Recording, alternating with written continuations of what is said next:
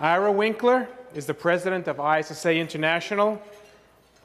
He has gone to great lengths to revitalize the organization by establishing special interest groups and leading the enhancement of ISSA management practices. As most of you already know, Ira is one of the most well-known names in the industry. He's the president of SecureMentum, which is revolutionizing security awareness by providing turnkey awareness programs that are easily tailored to corporate culture. The programs are more effective and cost-effective than what companies can do for themselves. Ira's spoken for us in the past, has been a good partner, and he's going to let you know about ISSA as well as give you some great information on security awareness. So, Ira, welcome. Thanks. Having fun? Yeah. We'll see. Hi. Let's see. So, anyways, sorry, I'm not a morning person, and I was in Hawaii before I came here, so it's morning over there, so I'm just not a morning person here.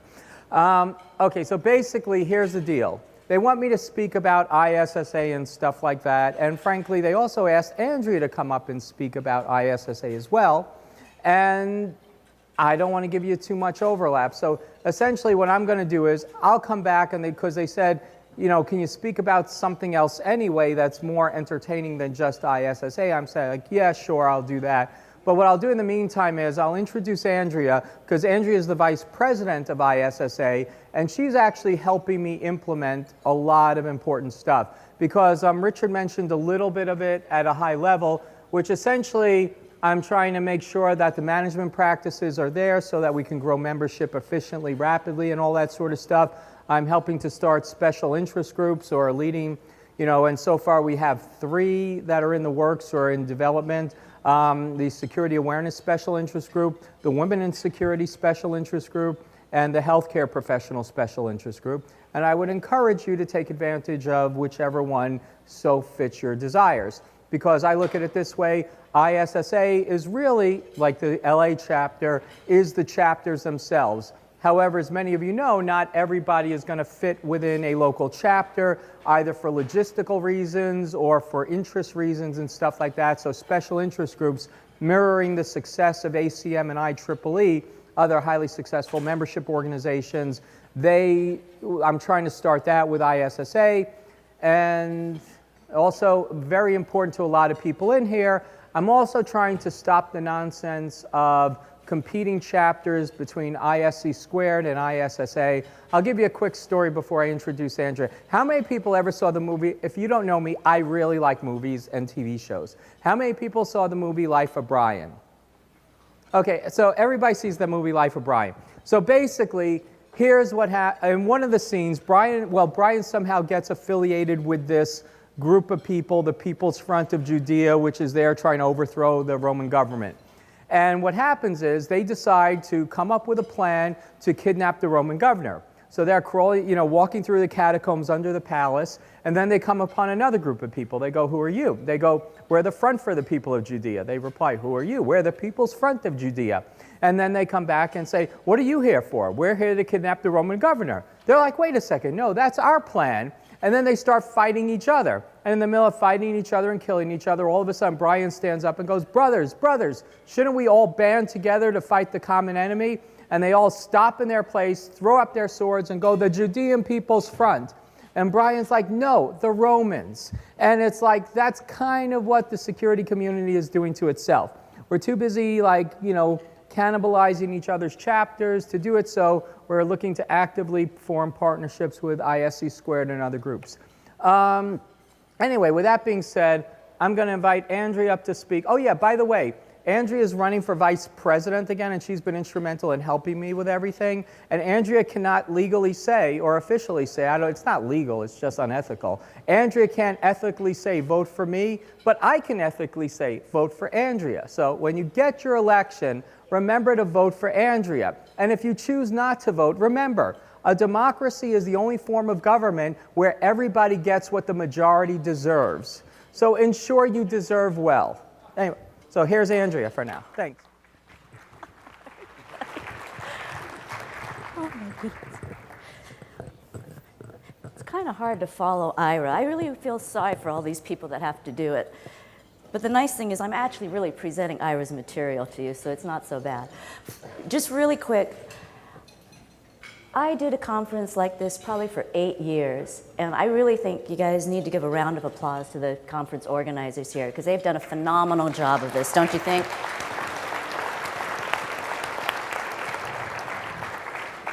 So with that, I don't want to take too much time because I'd like to get Ira back up on the stage here for the fun stuff that you really want to see. Those of you, how many of those in the audience are ISSA members right now? How many aren't? There's a good half 50-50 here. That's good. So right now, we're about 10,000 members strong. We've got 151 chapters globally, and we're in 62 countries. And the reason that most people join ISSA,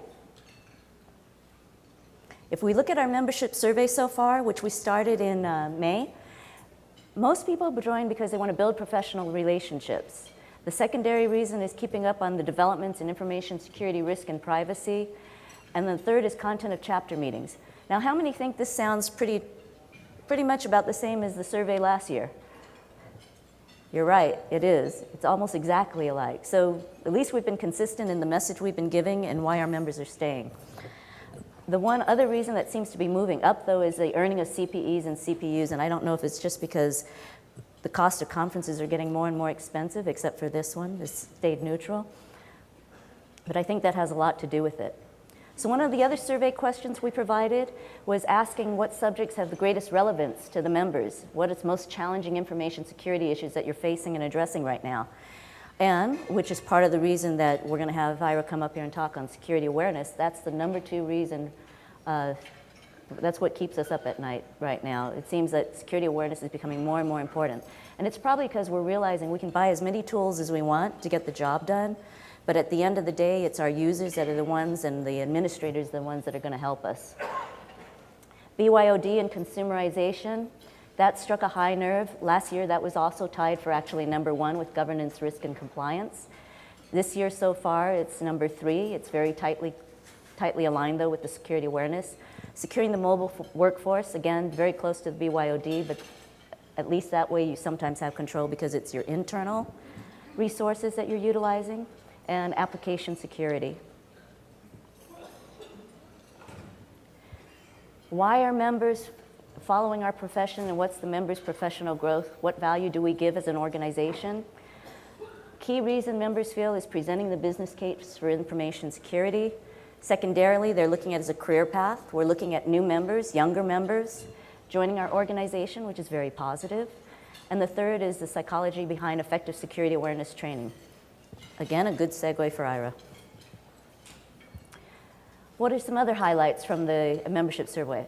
68% of our ISSA members attend chapter meetings regularly and events such as this. And of those, 82% are satisfied with what they're seeing from the educational content of those meetings. Members read the ISSA journal to keep up on trends, and they feel that the issues that are addressed in it are well-rounded and basically satisfy the membership. We do have ISSA web conferences. These have been well received. If you're not a member, really take a look at this. The web conferences are always on hot topics that are facing us in the industry day to day. And then lastly, on our international conference, which we've had our third, and it's growing slowly, we've had 93% satisfaction rate on the topics from the international conference. It's not too late to complete the survey. It's still up and running, so please look for it in your email and participate. And then the last thing is save the date. Our international conference this year is in Nashville from October 9th to 10th, and it's followed by a CISO exec forum on the 10th and the 11th for those of you who are CISOs or executives. And then also, I want you to be aware that we had our first ISSA European Union conference. I got asked yesterday, well, we're a global, international profession. Why don't we have international conferences? The EU conference, we had the first one in the UK at the beginning of this year in February, and next year we're looking at Paris, France. So dates will be announced. And with that, I'm going to turn it back over to Ira.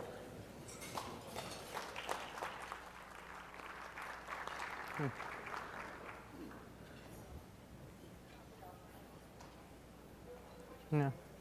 Okay.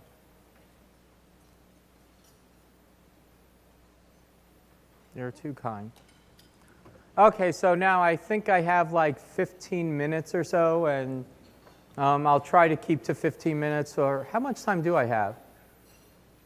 Sorry, I hate to be rude and like keep you from the next session. It really drives me crazy when I'm waiting in the back of the room and the people are just keep talking and talking and talking and never shut up. But, oh, I do. Okay, well, I could take a little bit of time. Okay, so now first place, this should be ISSA logoed slides, but nobody told me I was speaking on this until I got here. So anyway, so just imagine that this says ISSA all over it. But it does say President of ISSA, so for whatever that's worth. Anyway, let me talk about, well actually, so what I'm going to cover in this presentation is my business partner. She did extensive work on security awareness training and things like that, both as a security manager at 2 Fortune 50 companies, and then, oh sorry, security awareness manager at 2 Fortune 50 companies, and then did some academic research on it as well. Okay, no, I don't want, that's not here. Okay, so let's talk about why security awareness. I don't know if I told this story before, but since there's more people here this year than there was last year, somebody didn't hear this story, even if I told it before. So anyway, I used to work at, when I worked at NSA, I started out, I was an intelligence analyst. And when I was on, and we were working rotating shifts 24 hours a day, like some days I'd work from 6 in the morning to 2 in the afternoon, 2 in the afternoon, 10 at night, 10 at night to 6 in the morning. And whenever I was on day shift, since I was the watch supervisor, I had to train new people coming into the office. And one of the new people coming into the office, she's a new college graduate, and her last name was Kirk, K-I-R-K, like Captain Kirk. I'm training her how to use the computer system. I'm like, okay, log on to the computer, great. Now you have to log on to your database, enter your database ID, which is going to be your last name, Kirk, K-I-R-K. Now enter your password, Captain, C-A-P-T-A-I-N. And she turns around looking at me in horror, going, how do you know what my password is? And I'm like, literally, you gotta be kidding. And she's like, and then she like says, no, Captain's really my password. And then she stops for a second. She goes, oh, and by the way, my father was in the Army, and at one point he was a captain, so there really was a Captain Kirk. I'm like, whatever. So now, you gotta think of it this way. This is at the super secret National Security Agency, world's leader in information security. And now, let's face it, this woman seems like a blithering idiot, right? You know, I mean, she seems like all your typical users. But remember, when you started NSA, this was after, give or take, about 3 days of security awareness training. And even before, and even after she had the 3 days of security awareness training, literally full 3 days of security awareness, she was in a 6-week program for new hire orientation and stuff like that, that, you know, some people are put in touch with. So for 6 extra weeks, she was given like overviews of different security subjects, different areas of NSA operations and things. Now, here's the problem. Do you think it's her fault? Now, let me also give you a background. She also happened to be a graduate from an Ivy League university and did really well. So here we are laughing at this woman who sounds, again, like a blithering idiot, who sat through 3 days of security awareness training, but somehow, given that she can get through an Ivy League education, for some reason, the impact that security awareness had on her did not extend to what a good computer password would be. Now, does that say she's the stupid user, or does that say behind every stupid user is a stupider security professional? Which, frankly, in my case, that's probably what it amounts to. Because at the end of the day, you can't have, because here's why it's so funny. The reason it's so funny is for us, it defies common sense. That nobody would think that somebody with a password of Captain on account of Kirk would be easily guessable.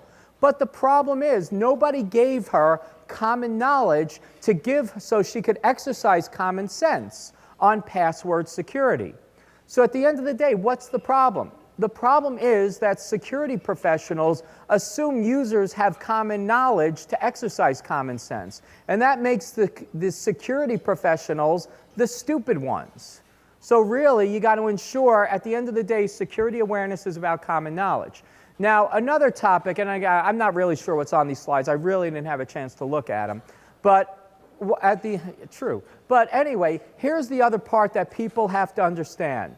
There's a strong, people don't fundamentally know what security awareness is. Because at the end of the day, people talk about, well, security awareness is about sitting down every year and looking at the once a year 10-minute videos, and that's your security awareness program. That's not security awareness by definition. If you look at the only place security awareness is really defined is in a National Institute of Standards document 800-50. And there it is very specific that security awareness is not about what we call training. Training is where you sit down, present somebody with a body of knowledge, and then after they have that body of knowledge, you might or might not quiz them as to whether or not they comprehended a certain portion of the body of knowledge. That's what's known as security training. On the other hand, what security awareness is about really is hard to measure. Security awareness is about changing behaviors. It doesn't matter whether you comprehend a core set of knowledge. What matters is, what do you do once you walk out of the room? Because security awareness is tested in the real world when somebody sends you a phishing message saying, "Hi, I'm a Nigerian prince and I have $28 billion I want to give you." That's security awareness, in practice. So again, the key thing about awareness is you're trying to get people to change behaviors. The only test people are given on awareness is what they do once they walk out of the room or once they close the email you send them or whatever else. So that's really what security awareness is. It's about changing behaviors. I mentioned that. Whose fault is it? Blah, blah, blah. Okay. Security is you assume base level of knowledge. Oh yeah, and then the old thing, like if you ever saw the thing, what happens when you assume you make an ass of you and me. So as security professionals, we have to stop assuming because boy, do we look like asses at the end of the day. So anyway, did I cover this? Yeah, I covered that. That's good. It's not the stupid users, it's the professionals. Okay, so now here's another thing. I was actually the reason I first put this presentation together was I was asked to speak at a CISO forum, and I'm like, what do you want me to speak at? Here's a list of topics. They're like, well, generally we surveyed the CISOs, and the CISO said the top thing they want to know about is security culture. And you have to think, really, what's security culture? At the end of the day, security culture is how do your users perceive security? How do they behave towards security? So for example, at NSA, security culture was, if you don't do this, you could be fired and you go to jail. So the security culture was kind of totalitarian, for lack of a better term. On the other hand, I'm dealing with some, the Silicon Valley type internet companies, and they can't even mandate, this frankly is bizarre to me, but they can't even mandate that the users have complete control over their computer systems as to what they can put on it, what they could run on it, all this other sort of stuff. They can't even mandate that the users update standard security patches. They can't allow for automated vulnerabilities. But yet they have to implement a security culture that encourages the users to automatically do that. But, so there's security culture. Another security culture question is, do your users think that security is good or that security is bad? Do your users try to bypass security at every possible opportunity? And that's a critical issue. But at the end of the day, how do you create a culture? You create a culture by creating an awareness. Awareness creates behaviors. Behaviors on a regular basis is what your culture is. So if you want to have a strong security culture, you have to start with strong security awareness. And remember, I'm not talking about training, which is a finite set of knowledge and tests for short-term comprehension. Because again, and I'll take my definition a little bit further, awareness is measured in the culture at the end of the day. Okay, human factor, blah, blah, blah. So, anyway. Okay, so a little bit about Samantha's study. Basically, she went ahead and found that general problems with most security awareness programs are, of course, there were varying degrees of quality, which is pretty much the same as just about all organizations out there. There's varying degrees of security culture, varying degrees of security effectiveness, and stuff like that. But what she also found was that there was a 3-year cycle of failure in most organizations. Because what happened was the first year, and I'm sure everybody has this, the first year somebody starts security awareness, and they're like, wow, this is great. They're all excited. Management says, yeah, it's probably a good thing. And they get all excited. They put a program together for a year. And by the end of the year, enthusiasm kind of wanes. By the second year, the program pretty much dissolves, and by the third year, they have to start from scratch again. And I'm sure, I've seen a lot of heads nodding, and that's what a lot of people seem to experience in their own organization, that you lose enthusiasm, you lose focus when you extend and program your security programs a year in advance and things like that.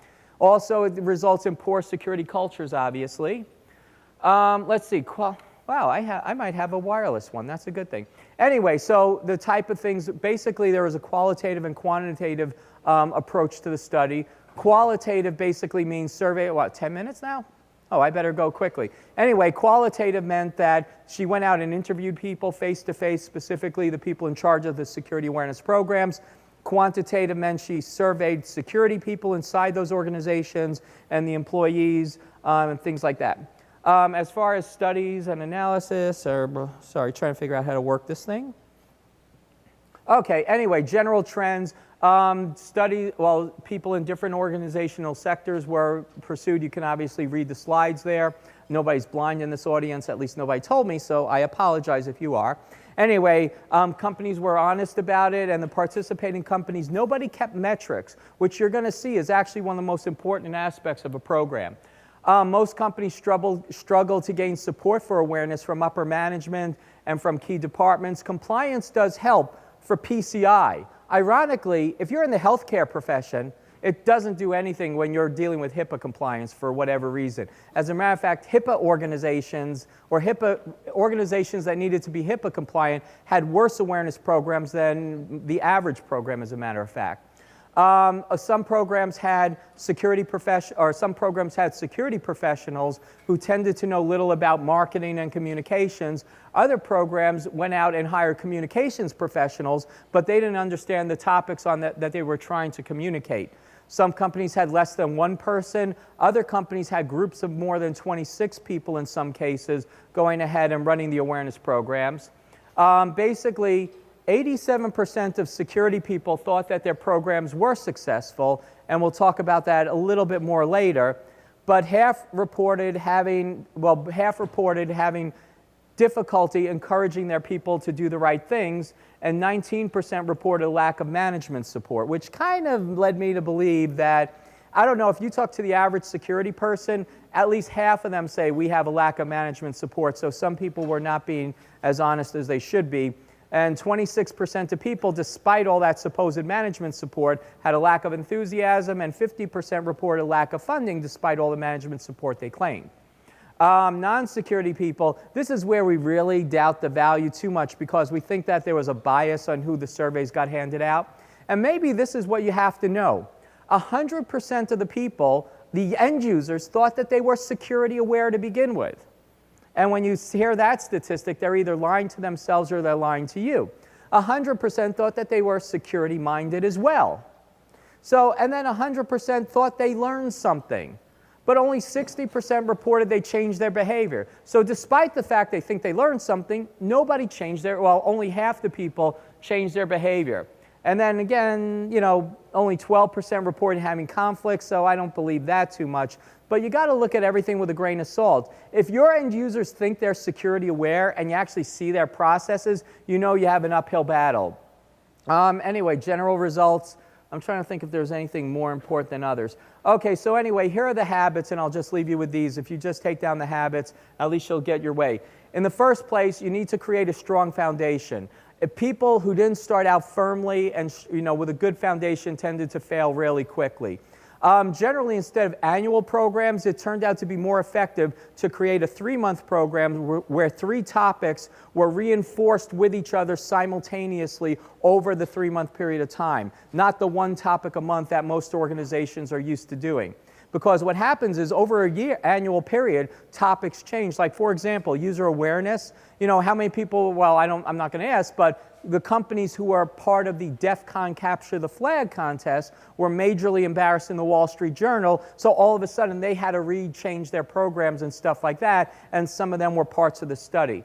You also have to figure out if you can do a softball approach or a hardball approach, and you have to avoid fear-mongering. There was one security awareness company, I'm not going to badmouth them by name, but they had on their website, they had a user quote. after I took your training, I was afraid to check my email. They thought that was a good thing. I don't know about you, but giving a program and having your users not checking email, that's kind of bad in my opinion. Also, as far as that goes, people need to choose which components are going to work well. So for example, if somebody goes ahead and you find your organization doesn't have security, that nobody reads newsletters from management that come in through email, don't send out newsletters, newsletters from the security department because they'll get deleted by habit. Sometimes if there's lots of posters, I don't know about you, but I walk into a lot of companies and you see by the printer, you see all these posters behind the printer and everything like that, and they all look alike because they all have to adhere to the corporate standard. That's a good reason not to rely on posters in some cases. And also there's another issue you have to be concerned about, which is demographics, because something that was also found in the study was that younger populations tended to respond better to blogs and RSS and Twitter feeds, while older people did tend to respond better to newsletters and posters and things like that. So if you have a lot of younger people, you need to take that into account when you're designing your programs. As far as that goes, there's a whole bunch of different recommended components. And again, if you want to, I'll give you the slides later because I don't have time to go into this. Another thing, you have to make sure the program stays fresh. If the same poster stays up in the same place and looks the same for an undetermined period of time, that poster becomes background noise and useless. So again, also it helps to have pay attention to the news. So for example, something that was effective when the LinkedIn, I don't have people remember the LinkedIn incident that happened last year, but when that affected just about everybody in the professional world, give or take. And so that was a good reason to start in good, password security practices and things like that. So if you can have a fast reacting component to your awareness program, that worked well. Organization buy-in. Something Samantha did while she was at, well, I can't mention her past employers, but something Samantha did was she basically went ahead and before she created the program for the general population, she first started a program specifically for C-level managers. And when she started the program for C-level managers, she put out travel safety, securing your home computer, securing your car against USB hacking and all that sort of stuff. And that triggered something within them which then gave her more budget and more support to continue further on. So again, that's a better way to do things. Participative learning modules, interactive training, anything that has the user involved. I'll talk about this a little bit, but one company that she surveyed, what they did was they put up a mock cubicle in the cafeteria with 10 security violations. And anybody who could identify 6 or more security violations correctly filled it out. They had their name and put on a piece of paper, and they dropped the piece of paper in a shred bin, and then somebody won a $100 gift card or something like that. And that was a good way to get people more interactive, more aware of what good security practices were and things like that. Some of the tools, I guess you have Wombat out there and other companies, but those tools again have an interactive gaming component in some of them if you have all the components out there. So that's a good way of getting people more interactive as well. More creative endeavors. I mentioned the security cubicle. Another one that a company did which was kind of creative was they had a new security awareness, put your hand down. Anyway, they had a new security awareness policy coming out around Valentine's Day, and what they did was they went ahead and got boxes of chocolate and they put the new security policy in the box of chocolate, little boxes of chocolate, and put them on everybody's desk. So people came in thinking they had a secret admirer, and when they opened it up, the card was basically the security policy document. And it was reported back that people felt compelled to actually read the document because as a reward for getting the chocolate or something like that. So again, if you have something that's really helpful. Also, sometimes some companies have security-related movies that come out, and they go ahead and make popcorn and make it like a lunch and learn type of activity. Most important, well, one of the more important things is proactively gathering metrics. Because when you would interview companies and said, well, was your program successful? They're like, well, we believe it was. We're like, well, why do you believe it was?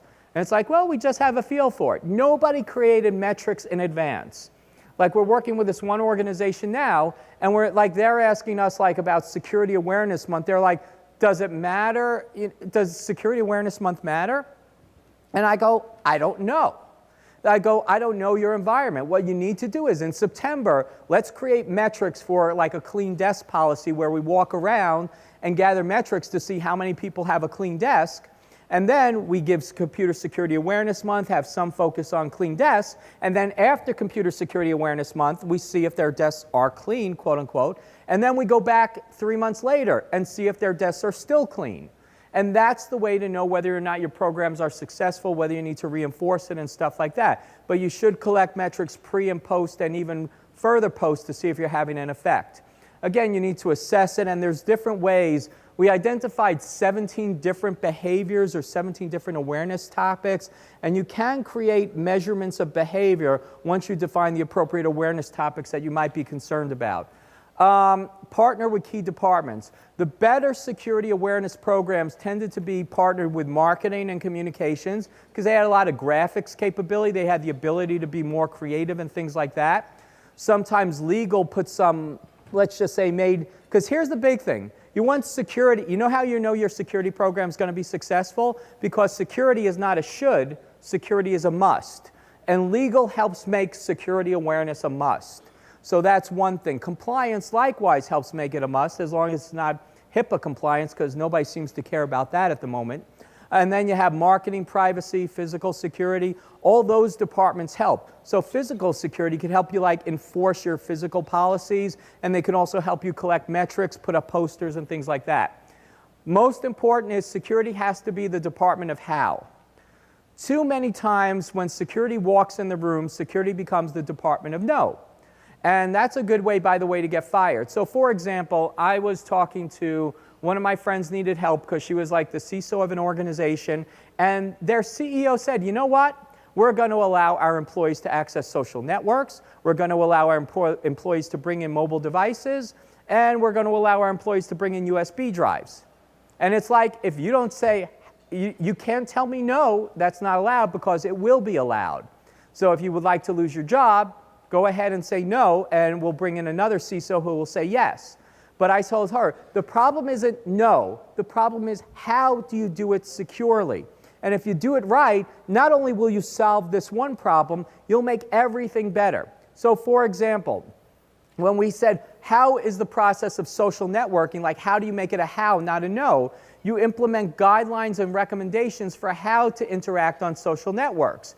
And what you also do that's not in one of the bullets is you make it personal to people. So for example, you tell them not to talk about business-related topics that might indicate the business or something like that. Likewise, that's a good time to say, much like you don't want to go ahead and tell everybody you're taking a trip to the Caribbean and post pictures before you get back, because people get robbed after they post pictures of the Caribbean, letting the criminals know they're 2,000 miles away.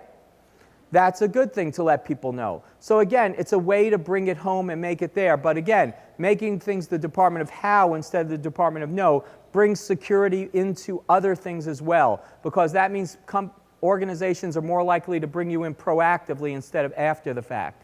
Conclusions, focus on building support first. Again, if you could get C-level support, you're pretty good. Go through an assessment of culture, figure out what components are going to be there. Oh yeah, the one thing I didn't mention about metrics. Metrics tell you specifically whether or not you're having an effect on awareness, but another thing that's even more important in most cases is metrics tell you which components are being used or looked at more or less. So for example, if you can track the emails and notice how many times the emails are being opened by putting in a cookie or a graphic that the email has to pull, you can see whether or not emails being opened. There was one company I worked with, they had 160,000 employees. They found their newsletter was being opened by 500 people per quarter. That's a good idea to ditch that newsletter and use your efforts somewhere else. So anyway, on the other hand, for posters, they were asking me about that. These days you can put a QR code on posters and see how many times the QR code is being read by tracking the number of hits to the related website. So you can put a metric on everything, and that tells you how to make the most use of limited funding as well. So that's another thing to consider too. So again, focus on delivering common knowledge so people can exercise common sense. If you want copies of Samantha's study and stuff like that, you can email Samantha to get it. Also, we had an article in CSO Online magazine, but that's one of those long articles, like URLs. If I put it up here, you'll never read it anyway. So anyway, you could do that. I don't know if I have time for questions, or I'll just tell you have loads of fun. Anyway, loads of fun. Talk to you later. Bye. Oh yeah, vote for Andrea. Bye.